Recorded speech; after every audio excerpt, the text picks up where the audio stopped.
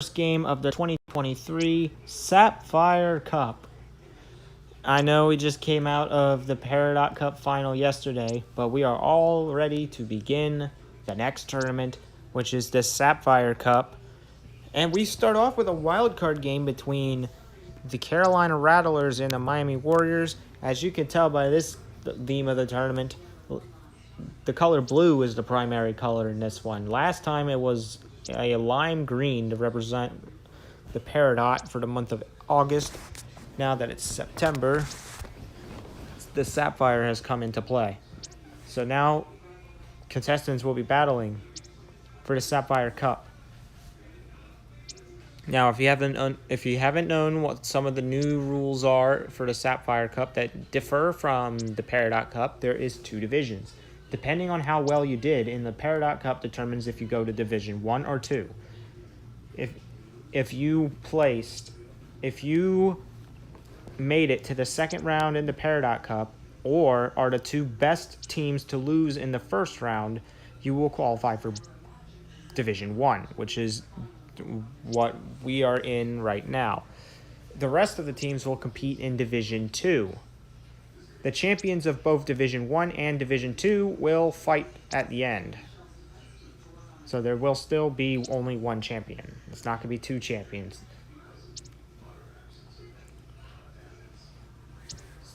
This round is the wild card round. So that's how this is going to go. And also the weather is different in this tournament as well. Last tournament we used normal, clear, sunny day. That is no longer the case. It is now going to be rainy.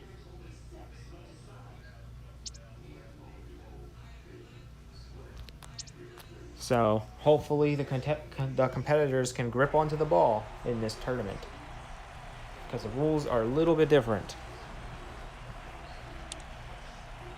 All right, who's the sponsor of this game? It looks like it's the U.S. Army again.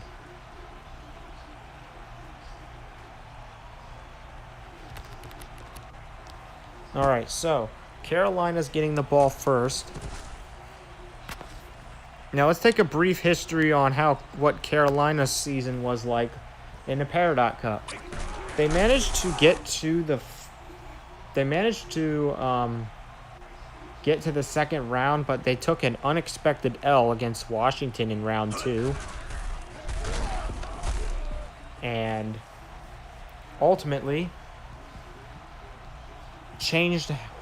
literally changed who was going to be going to the Peridot Cup final.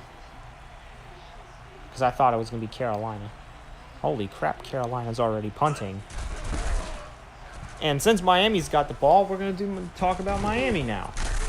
The Warriors had a surprising season as well, but they got out in the second round. But they were expected to lose in the first round, so they did better than I thought they would, because they managed to defeat Seattle. Now, I don't think they're going to have that same luck here tonight against Carolina like Washington did. I really doubt it.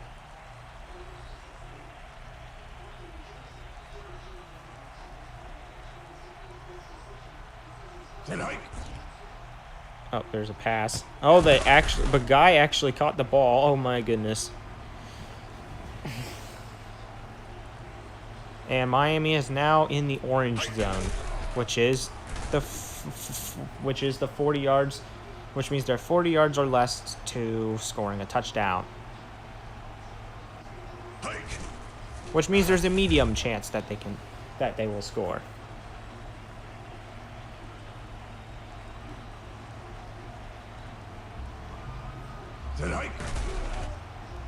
And that's first down. They're almost in the red zone too, so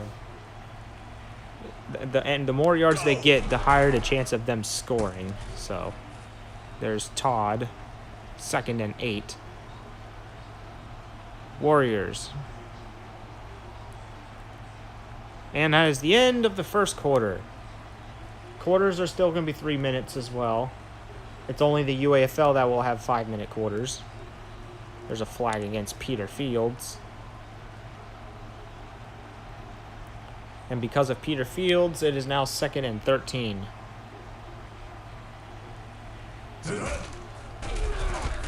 And that is not a first down. But it's close. Oh, and he shoots and scores.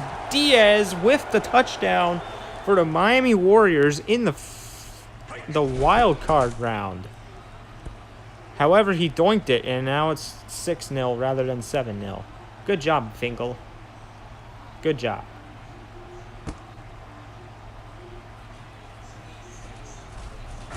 Carolina's now got a chance to score now, as they start on the 33-yard line.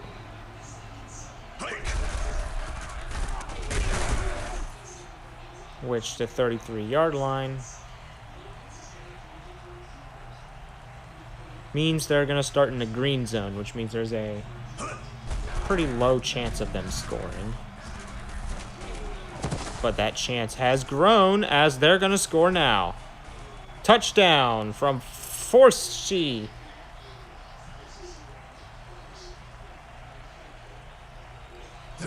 What a mistake that Miami has made on that play. And as a result, Carolina is making the game 7-6.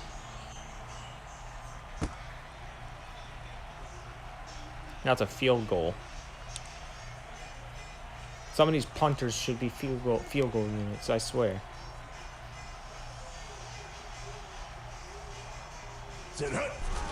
Here's Yelverton to Martinez. He's going to run backwards, though. 2nd and 8.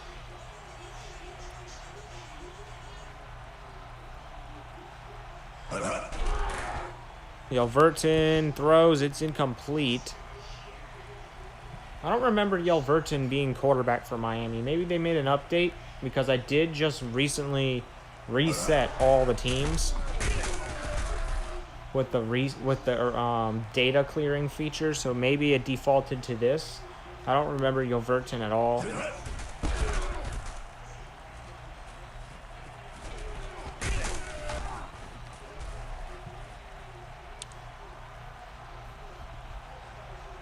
Not sure if he was always on the roster either. And now Carolina's got the ball. I don't remember Forsey either. Did they just replace every quarterback for some freaking reason? I don't remember either of them.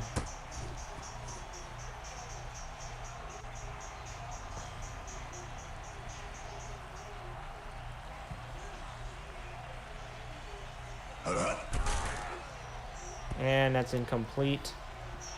4th down, and the Warriors will get the ball.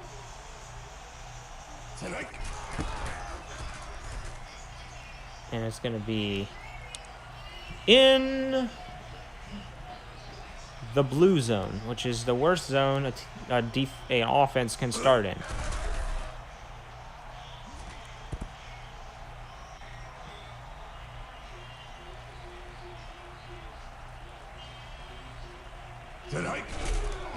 Here's Yelverton.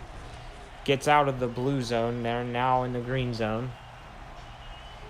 So now there's just a low chance, but there's still a low chance of them scoring a TD here. They call a timeout as they entered the yellow zone, so it's now still relatively low.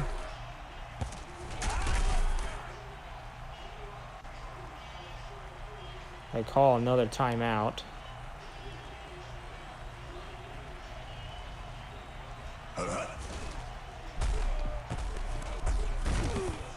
And he stepped out.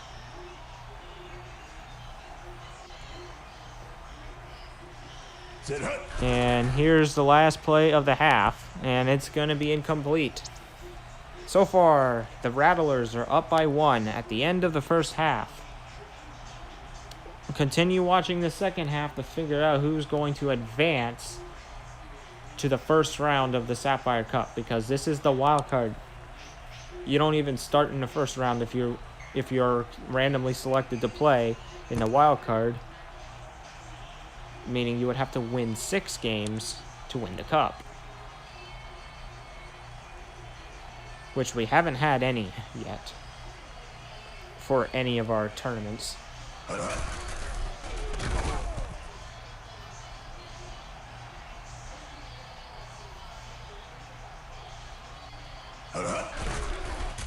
Deep pass, incomplete. It's 3rd and 1.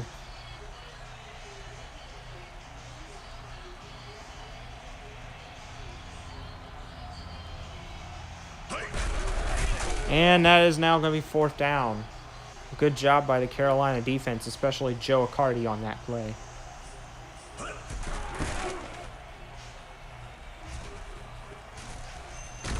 And here's Hopkins.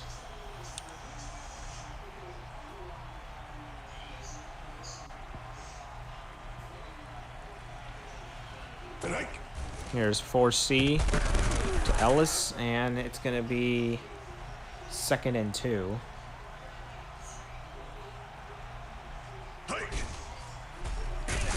And here's Mueller, who gets a 1st down for Carolina.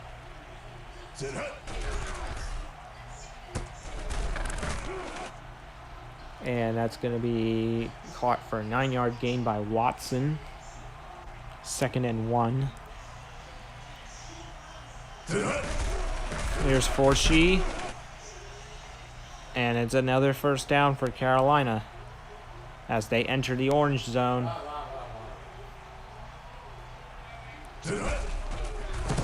Mueller gets taken down by Dotson. 2nd and 10.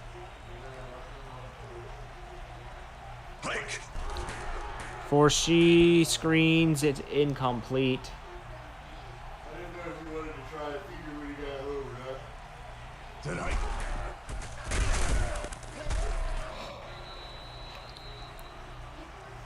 huh? And now Carolina's going to try their expert field goal measures.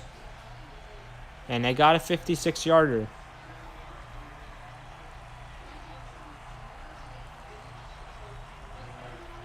Yeah, Carolina's still got the leg to make these really long field goals.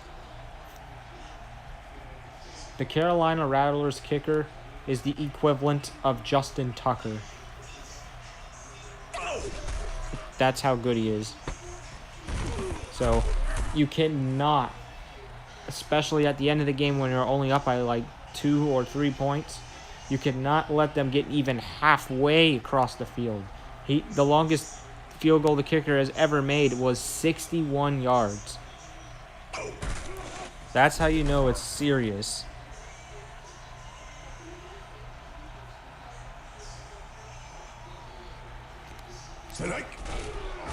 And that's a sack by Joe Accardi again.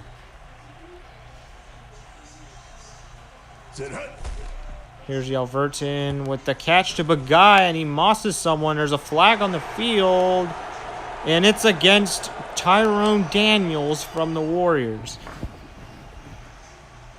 And they will have to do it all over again. And Diaz makes the catch this time. However, it's not a touchdown, but it's a statement that no matter how many yards we go back, we can still make the play. Here's Young. 2nd and 2. Here's Young again. Gets the 1st down.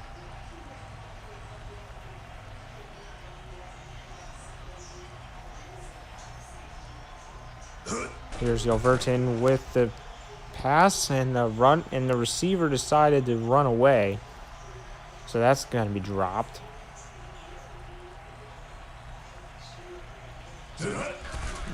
Yelverton to Jones, who's wide open. But it's now 3rd and 2. They need 2 yards to continue this drive, or they can risk a 4th down as well, and they might have to in here. 50 seconds are left on the clock, and it's 4th and 2. They need 2 yards. And they got it.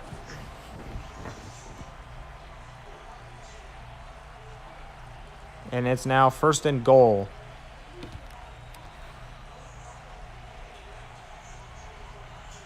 There's a flag against Peter Fields. And they're going to go back a few yards. They're going to start on the 9 instead of the 4. Here's Yelverton with the pass. It is incomplete, and it's 2nd down.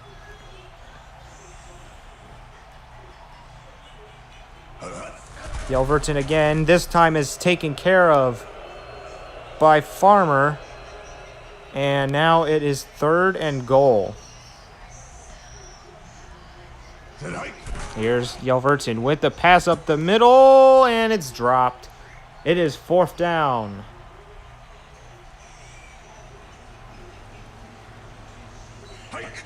This is their last chance. Here it is, and it's no good. The Carolina Rattlers will advance to the 1st round of the 2023 Sapphire Cup. Why are they calling a timeout? You guys already lost.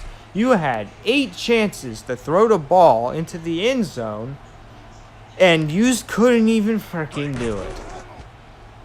Brilliant stuff.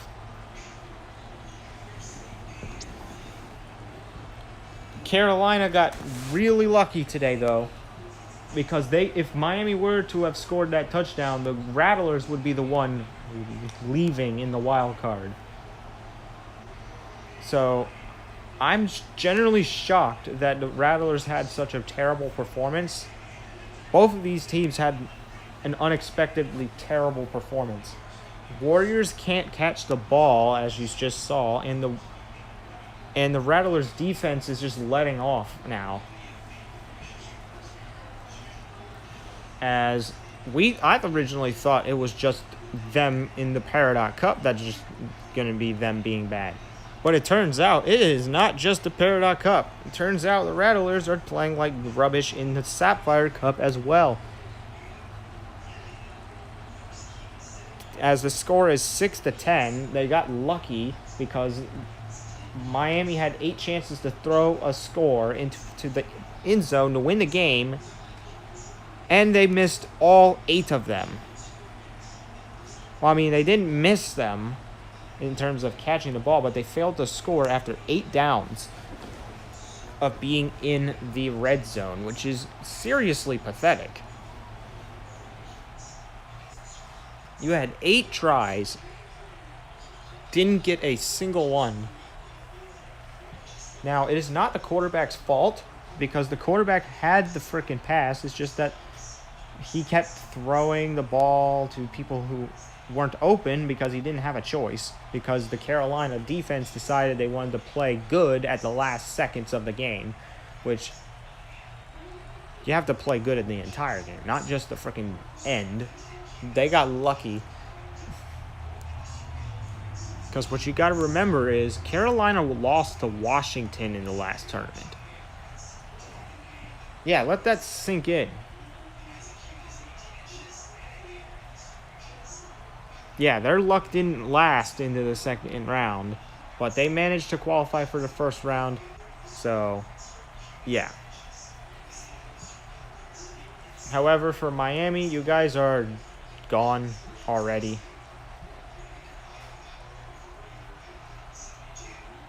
You had your run, but your freaking quarterback just decided to pick targets that were clearly not open. And every single pass that went in the end zone were dropped. And plus, your offensive linemen as well, they failed to protect the quarterback a couple of times. Sacked by Joe Cardi twice. Sacked by Farmer as well.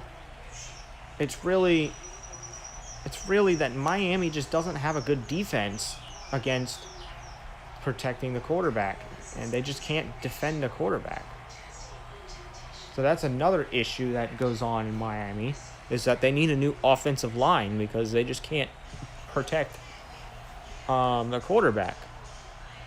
As Yelverton just gets screwed over because he can't do anything.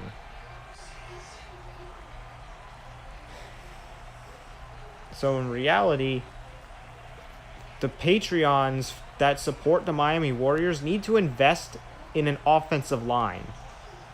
They're good on other positions, but they need to invest on an offensive line so that the quarterback has time to throw the ball.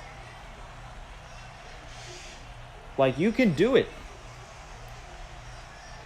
I'm not sure if it's too late or not, but Access 24 is about to come out. And Patreons who sign up for the top 2 tiers of the can actually make a player in the game. If you spend more money, if you pick the better package, you'll get a better player as well.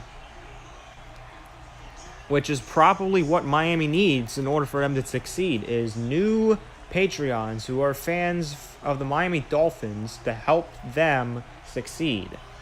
Because clearly they need a new offensive line. The defense is not an issue, as they only gave up 10 points. 3 of them were from Carolina's really good field goal unit, so that doesn't count, because they can kick from almost halfway across the field, and no one else is able to capably do that, except for Carolina's kicker. However, the Warriors, their defense managed to stop Carolina's really powerful offense. They had a history with good offenses, but it could also be Carolina's offense has also dwindled over the years. They used to be really freaking good, especially in Access 17. Not anymore. The Patreons of the Carolina Rattlers, aka the Carolina Panthers Access franchise, is not really supported that much anymore, and that's because the Carolina Panthers in real life cannot win for anything either. So as you lose fans in the NFL, you also lose fans in Access football, which is exactly why whoever the general manager of some of these NFL clubs needs to step it up as well. Because the NFL can affect the fan base of some of these teams. Like, for example, if you are let's say you're a Seattle Seahawks fan from a couple years ago when they were really good. The Seattle Bruins were actually really good. Nowadays they're back in the playoff range, but not as good. The fan base has dropped significantly before that, though, because of the fact that they were pretty bad over the years. And as a result, Seattle got relegated from Tier 1 and got sent to Tier 2. Now, I don't know if they'll be promoted this year or relegated again this year. I don't know. That's for us to find out once Access 24 comes out. It's not coming out for mobile, but it will come out for Xbox, and I'll probably get it on Xbox, because that's what I'm going to be attempting to host the Opal Cup on, which is starting next month. So team ratings are going to change after this cup. This is the last cup I'm going to do Access 23.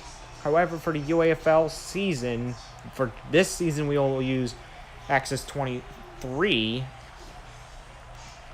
for the entire season. We won't use Access 24 until we get to January, which is when the next season starts, which is when Season 3 starts.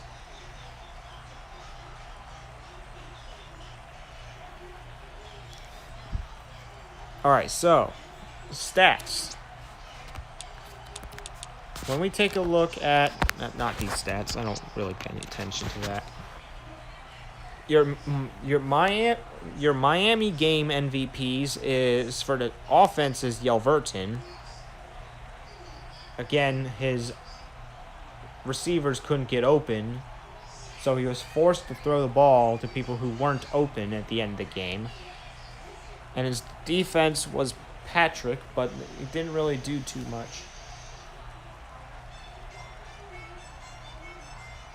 And for Carolina's MVPs, you got Forshee, the quarterback from Carolina, and Joe Accardi, the linebacker from as well.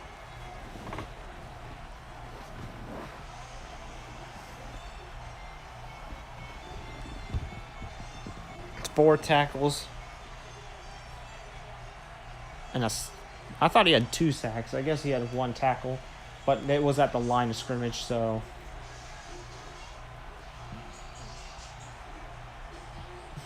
yeah. Well, this has been the first game of the Sapphire Cup. We will be live shortly with the UAFL season with 5-minute quarters rather than 3-minute quarters. Feel free to tune in, as it's going to be a pretty long stream, as we're going to be doing 3 games. All of them are from the AFC East, which is going to be including... it's not going to be the NFL's version of the AFC East. It's our version of the AFC East, which is going to include the Pittsburgh Ironhawks, the Baltimore Paladins, Washington Senators, Philadelphia Express, Buffalo Grizzlies, and I forgot who the frick the last one was that I had in there as well.